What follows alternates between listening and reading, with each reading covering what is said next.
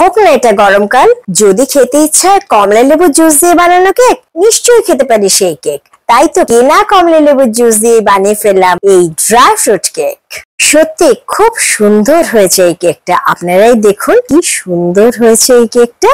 এই কেকে সব রকমের ড্রাই ফ্রুট দিয়েছি আমি, যেমন ড্রাই বেরিজ, চেরি এগুলো তো দিয়েছি, তার সাথে কাজু, কিশমিশ আরো বিভিন্ন রকম ড্রাই ফ্রুট দিয়েছি।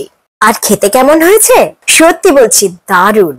সবাইকে স্বাগত জানাই সৌমির ভালোবাসায়। আজকে আমি দেখাবো অরেঞ্জ জুস বা কেনা কমলা লেবুর রস দিয়ে তৈরি ড্রাই ফ্রুট কেক।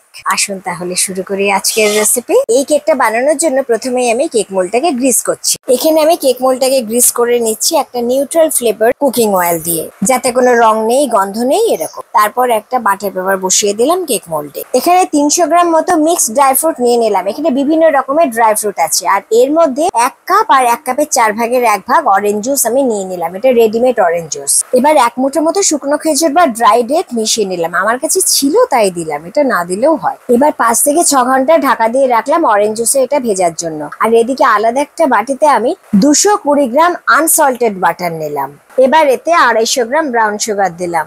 এবার এটা খুব ভালো করে বিট করছি ইলেকট্রিক বিটার দিয়ে। আপনারা হ্যান্ড হুইক্স দিয়েও বিট করতে পারেন, তাতে সময়টা অনেকটা বেশি লাগবে। মাখন আর চিনির এই মিশ্রণটা যতক্ষণ না মসৃণ হচ্ছে ততক্ষণ এটা বিট করে যাব। এবার এতে 30 গ্রাম টক দই দিয়ে আবারও এটা ভালো করে বিট করে মিশিয়ে দিচ্ছি। এবার এতে বড় 2 চামচ মোলাসেস দিচ্ছি। আপনারা এই মোলাসেসটা নাও দিতে পারেন, এর বদলে যেটা ক্যারামেল সিরাপ হয় সেটাও দিতে পারেন। এবার ভালো করে বিট করে মোলাসেসটা মিশিয়ে নিচ্ছি এই ব্যাটারের সাথে। প্রথমে তো আমি 30 গ্রাম টক দই দিয়েছি, আবারও আমি 1.25 কাপ টক দই বা 200 গ্রাম টক দই দিয়ে আবারও ভালো করে এটা ইলেকট্রিক বিটার দিয়ে মিশিয়ে নিচ্ছি। এবার এটা একটা মসৃণ ব্যাটার হয়ে গেছে, এটাকে একটু সরিয়ে রেখে এখানে আলাদা একটা বাটিতে 250 গ্রাম ময়দা নিয়েছি। 1 চামচ দারচিনি গুঁড়ো, 1 চামচ এলাচ গুঁড়ো, 1/2 চামচ জায়ফল গুঁড়ো, 1/2 চামচ বেকিং সোডা আর 1 চামচ বেকিং পাউডার দিলাম। এবার শুকনো উপকরণগুলো ভালো করে মিশিয়ে নিয়ে একটু সরিয়ে রাখলাম। এবার যে ড্রাই ফ্রুট গুলো অরেঞ্জ জুসের মধ্যে ভিজিয়ে রেখেছিলাম 5-6 ঘন্টা ধরে, সেটা একটা আলাদা বাটিতে নিয়ে তার মধ্যে 1 চামচ ময়দা দিয়ে ভালো করে মিশিয়ে নিলাম।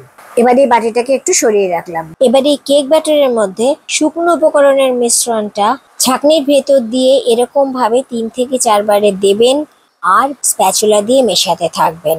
কখনো একবারে কিন্তু মিশিয়ে দেবেন না, এইরকম একটু একটু করে দেবেন আর স্প্যাচুলা দিয়ে মেশাতে থাকবেন। এটাই নিয়ম কেকের। আমি যেটা শিখেছি সেটাই শেয়ার করলাম আপনাদের সাথে। এবার প্রায় 300 গ্রাম ড্রাই ফ্রুট এই কেকের ব্যাটারের মধ্যে দিয়ে ভালো করে মিশিয়ে নিলাম। বাটিটা একটু ছোট হয়ে গেছে, তাই জন্য একটু বাইরে পড়ে গেল। এবার আমি একটা 8 ইঞ্চির মোল্ডে এই ব্যাটারটা ঢেলে দিলাম। তারপরে স্প্যাচুলা দিয়ে একটু সমান করে দিয়ে একটু ভালো করে ঠুকে নিলাম কেক মোল্ডটা, যাতে ভেতরে কোনো বাতাস থাকলে বেরিয়ে যায়।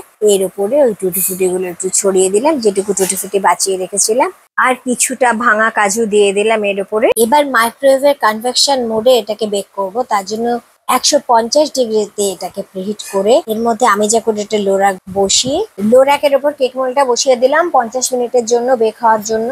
50 মিনিট পরে একটা টুথপিক দিয়ে চেক করছি, দেখলাম একদম পরিষ্কার টুথপিকটা, মানে কেকটা ভালোভাবে হয়ে গেছে।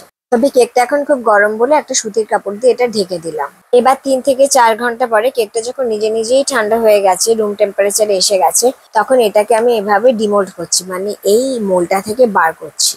এবার বাটার পেপারটা সরিয়ে নিলাম। এবার কেকটাকে আমি সামনের দিকে ফিরিয়ে নিচ্ছি।